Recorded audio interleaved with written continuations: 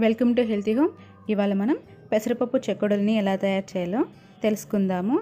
ముందుగా స్టవ్ వెలిగించి ఒక ప్యాన్ పెట్టుకుందాం. ఇందులో 2 కప్పులు వాటర్ వేసుకుందాము. తర్వాత ఇందులో రుచికి సరిపడినంత సాల్ట్ వేసుకుందాం. తర్వాత 2 గంటల పాటు ముందుగా నానబెట్టుకున్నటువంటి పెసరపప్పు ఇది ఒక 1/4 కప్పు వేసుకుందాము. తర్వాత ఇందులో 2 స్పూన్లు ఆయిల్ వేసుకుందాం. ఇప్పుడు 1 స్పూను జీలకర్ర, 1 స్పూను నువ్వులు వేసుకుందాం. తెల్ల నువ్వులైనా నల్ల నువ్వులైనా ఏవైనా వేసుకోవచ్చు. ఇప్పుడు వీటిని ఒక 2 నిమిషాల పాటు మరిగించాలి. తర్వాత ఇందులో 1 కప్పు బియ్యం పిండిని వేసుకుందాము. 1 కప్పు బియ్యం పిండికి 2 కప్పుల వాటర్ సరిపోతుంది. ఇలాగా గరిటెతో కలిపెడుతూ వేసుకోవాలి. మంట అనేది లో ఫ్లేమ్లో పెట్టుకోవాలి. ఇలా కలిపెడుతూ ఉంటే మనకి పిండి అనేది బాగా గట్టిగా ముద్దలాగా వస్తుంది. చూడండి ఇలా గట్టిగా వస్తుంది. మీకు స్పైసీ కావాలనుకుంటే ఇప్పుడు కొద్దిగా స్పైసీని యాడ్ చేసుకోవచ్చు. నేను కొద్దిగా స్పైసీ వేస్తున్నాను, అంటే కొద్దిగా కారం వేస్తున్నాను. ఇప్పుడు మరొకసారి బాగా పిండిని కలుపుకుందాం.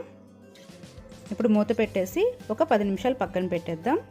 తర్వాత వేరొక బౌల్ తీసుకొని ఇందులో మనం ప్రిపేర్ చేసుకున్నటువంటి బియ్యం పిండిని వేసుకుందాము.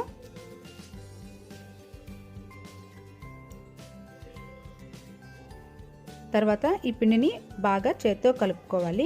మనకి చపాతీ పిండి ముద్ద ఎలా అయితే వస్తుందో అలా వచ్చేలాగా కలుపుకోవాలి. ఒకవేళ పిండి మరీ గట్టిగా ఉన్నట్లయితే కొద్దిగా వేడి నీళ్ళు చల్లుకొని కలుపుకోవచ్చు. చూడండి ఇలాగా గట్టిగా ముద్దలాగా వస్తుంది. ఇప్పుడు ఇందులో 1 స్పూన్ ఆయిల్ వేసి మరొకసారి కలుపుకుందాము. ఇప్పుడు కొద్దిగా పిండిని తీసుకొని చేత్తో ఇలాగా రోల్ చేస్తున్నట్లుగా చేయండి. కావాలంటే చేతికి కొద్దిగా ఆయిల్ అప్లై చేసుకోవచ్చు. ఇలాగా రోల్ చేసిన తర్వాత ఫస్ట్ కొనని అలాగే చివరి కొనని ఇలాగా రెండింటిని ఇలా మధ్యలో పెట్టి అదిమినట్లయితే మనకి చెకోడీ షేప్లో వస్తాయి. చూడండి ఇలాగా అన్నిటినీ కూడా ఇలాగే ప్రిపేర్ చేసుకోవాలి. ఇది ఒక రెండో మెథడ్ అండి. ప్లేట్లో అయినా సరే ఇలాగా రోల్ లాగా చేసి ఇలాగా 2 కొనని అదిమితే సరిపోతుంది. అన్నిటినీ కూడా ఇలాగే ప్రిపేర్ చేసుకోవాలి.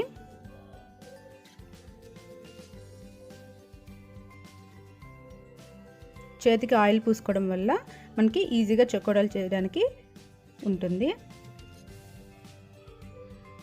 చూడండి ఇలాగా అన్నీ ప్రిపేర్ చేసుకోవాలి. ఇప్పుడు ఆయిల్ ఆల్రెడీ పెట్టేసానండి, వేడెక్కిపోయింది బాగా.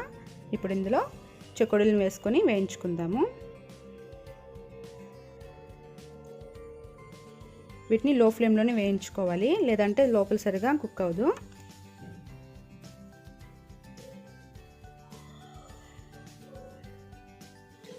అన్ని వైపులా కాలేలా చూసుకోవాలి. చూడండి వేగిపోయాయి. మనకి గోల్డెన్ బ్రౌన్ కలర్ వచ్చేంత వరకు వేయించుకుంటే సరిపోతుంది.